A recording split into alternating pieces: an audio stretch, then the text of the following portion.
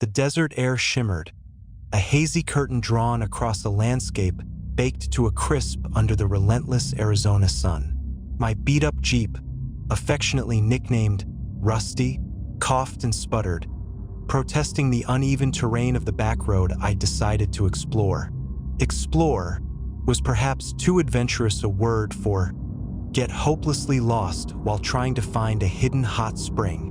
But here I was, hours off the main highway, dust devils dancing in the periphery, and the GPS mocking me with its eternally gray, no-signal icon. I'd been chasing whispers online about secluded oases, thermal pools tucked away in the folds of the vast, arid wilderness. Adventure was the word I told myself, escape was the truth. Life back in Phoenix had become a monotonous hum of deadlines, traffic, and polite, but ultimately empty interactions. I needed to breathe, to feel the rawness of the world, to reconnect with something real. Ironically, I was discovering reality was often less romantic sunsets and more engine trouble in the middle of nowhere. I glanced at the fuel gauge, worryingly low. Panic, a cold fist, began to clench in my stomach. I scanned the horizon, a 360-degree panorama of rock, scrub brush, and unforgiving sky. Nothing, absolutely nothing. No signs of civilization, no other vehicles, just the desolate beauty of a place that didn't seem to want to be found. Then I saw it, a glint of metal against the muted ochre of the landscape. Faint, almost mirage-like, but undeniably there. Hope, fragile but persistent, flickered in my chest. Civilization, maybe a ranch? Anything was better than this isolating silence. I steered Rusty towards the glint, the Jeep bouncing over rocks and dips, the engine groaning in protest. As I drew closer, the glint resolved itself into something far stranger than I expected. It wasn't a building or a structure. It was a tower, a radio tower, tall, skeletal, and eerily out of place. It stabbed into the sky like a rusty needle. It looked old, weathered, its metal frame streaked with rust and grime. Around its base was a small, dilapidated shack, constructed from corrugated iron and rotting wood. The whole setup looked abandoned, forgotten by time and the elements. A radio station? I muttered to myself, confusion warring with relief. In the middle of absolute nowhere, who would operate a radio station here? And why? I pulled Rusty to a halt a short distance from the shack, engine idling roughly. A sense of unease began to prickle at my skin, a feeling that this wasn't quite right. The silence, once broken only by the wind, now seemed heavier, pregnant with something unspoken. The air itself felt different, thicker, somehow charged with a low, almost imperceptible hum. Hesitantly, I switched off the engine. The sudden silence was deafening. The only sound now was the dry whisper of the wind through the scrub brush and static. Faint but undeniably there. It seemed to be emanating from the shack. Curiosity, that insidious human trait that often leads us to places we shouldn't go, tugged at me. I had to know. Was someone actually in there? Could they help me? The fuel gauge was a grim reminder of my predicament. Taking a deep breath, I opened the Jeep door and stepped out onto the cracked, sun-baked earth. The heat hit me like a wall, thick and oppressive. The static was louder now, a low hiss that seemed to vibrate in the air itself. As I walked towards the shack, the static intensified, growing into a low crackle, punctuated by pops and snaps. It was unsettling, like the air itself was distorting around me. The shack door hung precariously on a single rusted hinge. Pushing it open sent a screech of protesting metal echoing through the silence, startling a jackrabbit that bolted from beneath the shack. The interior was dark, cool, and smelled of dust and decay. My eyes struggled to adjust to the gloom after the blinding sunlight. Slowly, details began to emerge from the shadows. A dusty old desk sat against the far wall, cluttered with wires, tubes, and strange, unidentifiable components. In the center of the room, dominating everything, was a massive radio console. It was ancient, a hulking beast of knobs, dials, and glowing vacuum tubes, unlike anything I'd ever seen. It looked like something ripped straight from a black and white movie, a relic of a bygone era. And it was broadcasting. The static was definitely coming from the console. A speaker, battered and torn, hung from the wall above it, sputtering and crackling. I approached cautiously, drawn in by a morbid fascination. As I got closer, I realized the static wasn't just random noise. Beneath the hiss and pops, there was something else. A faint whisper. I leaned closer, straining my ears. The whisper was indistinct, fragmented, almost lost in the static. But it was there. A human voice, distorted, raspy, barely audible, sounded wrong. Wrong in a way I couldn't quite define, like a recording played backwards or underwater. "Hello," I called out, my voice echoing strangely in the confined space. "Is anyone there?" Only static answered me. The whisper continued, a sibilant murmur lost in the white noise. I reached out a hand, hesitating before touching the console. The metal was cold, strangely vibrating with a low thrum that resonated in my fingertips. Suddenly, the static intensified, rising to a deafening roar.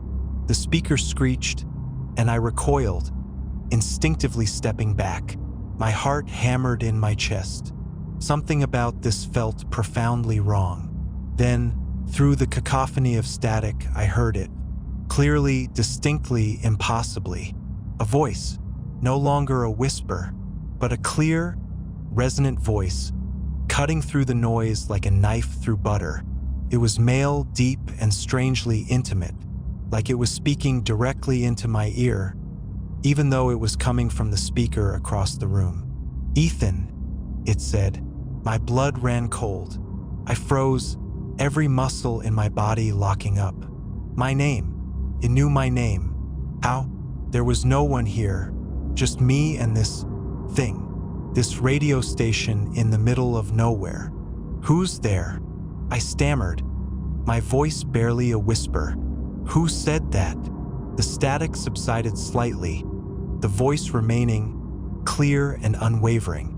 "Ethan," it repeated, the inflection shifting slightly, now tinged with a hint of something else. Amusement, condescension, I couldn't quite place it, but it sent another shiver of ice down my spine. "How do you know my name?" I demanded, my fear slowly giving way to a bewildered anger. "Who are you? Show yourself." Silence. For a long, agonizing moment, only the static filled the shack. I held my breath, my eyes darting around the room, searching for any sign of movement, any explanation for this impossible encounter. Then, the voice returned, closer now, deeper, resonating with a power that seemed to shake the very air around me. "We know many things, Ethan," it said, "more than you can possibly imagine." "We," I echoed, my voice trembling. "Who is we?" Again silence. Then the static began to change. It became more structured, less random. Pulsed, it throbbed, it seemed to form patterns like a signal. And then it started to speak again, not with a voice anymore, but directly, somehow, into my mind. It wasn't sound, but thought, pure, unadulterated thought, injected directly into my consciousness. It was invasive, violating, and terrifyingly intimate. "We are the station, Ethan." The thought resonated in my skull, echoing, reverberating, filling my entire being. I staggered back, clutching my head, as if trying to physically push the voice out of my mind. My breath hitched, my vision swam. This wasn't possible. This couldn't be happening. You are lost, Ethan. The thought continued, relentless, unstoppable. Lost and alone. We can help you. Help me, I whispered aloud, my voice hoarse. How can static help me? We are not static, Ethan. The thought responded, a hint of impatience now creeping into its tone. Static is merely the veil. We are what lies beneath. We are the signal.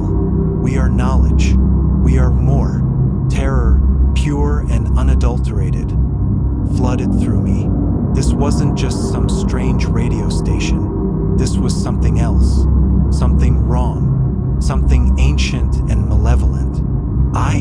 I don't want your help, I stammered, backing towards the door. I just want to leave. Leave? The thought echoed with a chilling amusement. But you have only just arrived, Ethan, and we have so much to show you. I stumbled backwards, fumbling for the door handle, my heart pounding like a drum in my chest. I had to get out of here. I had to get away from this thing. Do you know why you are here, Ethan? The thought pressed, insistent, probing. Do you understand the threads of fate that have led you to this place? No, I shouted, tearing the door open and stumbling out into the blinding sunlight. The heat was still oppressive, but now it felt almost comforting, a stark contrast to the cold dread that had enveloped me in the shack. I scrambled back to Rusty, fumbling with the keys, my hands shaking so badly I could barely insert them into the ignition. Don't leave, Ethan, the thought echoed in my mind. Still there, still present, even out here, in the open air. We have so much to share, so much to offer. The engine sputtered to life, coughing and protesting, but it started. Thank God it started. I slammed the Jeep into reverse, tires spitting gravel, and backed away from the shack, my eyes fixed on the dilapidated structure. Expecting what? For it to chase me? For the tower to topple over and crush me? I didn't know. I just knew I had to get away. As I drove, bumping and jarring over the rough terrain, the static followed me. Not through the radio in my Jeep, which remained stubbornly silent and signalless, but in my head, the constant hiss, the pops and crackles, the low, unsettling hum. And the thoughts, always the thoughts. You cannot escape us, Ethan, it whispered, a constant, insidious presence in the back of my mind. We are everywhere. We are the air you breathe. We are the silence between the stars. I drove as fast as Rusty could manage, bouncing and rattling, desperate to put distance between myself and that place, that station, that thing. Hours blurred into a frantic, adrenaline-fueled escape. The sun began to dip below the horizon, painting the sky in fiery hues of orange and red, but I barely noticed. My focus was solely on driving, on getting away, on silencing the voice in my head. As darkness fell, the landscape around me transformed. Shadows stretched and deepened, taking on monstrous shapes. The silence of the desert became more profound, more menacing. Every creak of Rusty, every rustle of the wind sounded like the station, like it was closing in, like it was still watching me, still listening. And it was. I knew it was. The thoughts continued, unceasing, a constant barrage in my mind. They shifted now, no longer just whispers. They became images. Flickering, fragmented images flashed across my inner eye. Strange symbols, geometric shapes, swirling colors that defied description. And faces. Distorted, grotesque faces pressed close to mine, whispering secrets I didn't want to hear. We see you, Ethan, the thought said, accompanied by a particularly disturbing image of a gaping maw filled with rows upon rows of needle-sharp teeth. We know you, inside and out. I swerved wildly, nearly losing control of Rusty. The images were becoming more vivid, more intrusive, more terrifying. They were invading my mind, rewriting my thoughts, blurring the line between reality and hallucination. I tried to block them out, to push them away, but it was like trying to stop the tide with my bare hands. The station was inside my head now, a parasitic presence feeding on my fear, growing stronger with every panicked breath I took. Days blurred into nights. I drove fueled by fear and desperation, barely stopping to sleep or eat. The landscape changed slowly, imperceptibly, shifting from barren desert to scrubland, then to foothills, and finally to mountains. But no matter where I went, the static and the thoughts remained. The images became more coherent, forming into scenes, narratives. I saw glimpses of other places, other times, other realities. Worlds beyond comprehension, vistas of unimaginable beauty and unspeakable horror. The station was showing me things, revealing secrets of the universe, pulling back the veil of reality to expose the terrifying immensity of what lay beyond. And it was doing it all for me.